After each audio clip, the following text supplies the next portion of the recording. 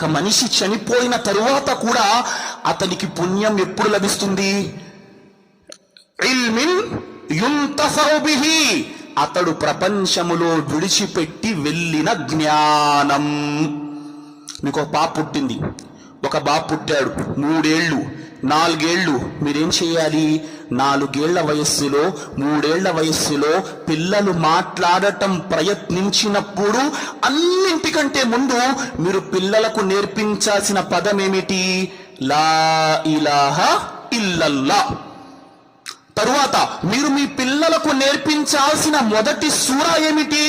సూరతుల్ ఫాతిహా.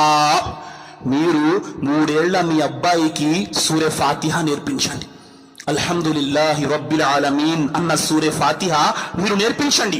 నేర్పించి ఆ అబ్బాయి పెద్దవాడైన తరువాత ఒక వసీయత్తు తీసుకోండి. నాన్న, నువ్వు చిన్నప్పుడు నీకు నేను సూరే ఫాతిహా నేర్పించాను చూడు, నువ్వు ఒక్క ఆజ్ఞ, ఒక ప్రమాణము చెయ్యు. ఏంటా ప్రమాణం? నువ్వు నీ కొడుకుకు నేర్పిస్తావని, నీ కొడుకు తిరిగి వాడి సంతానానికి నేర్పిస్తాడని మీరు ప్రమాణము తీసుకోండి.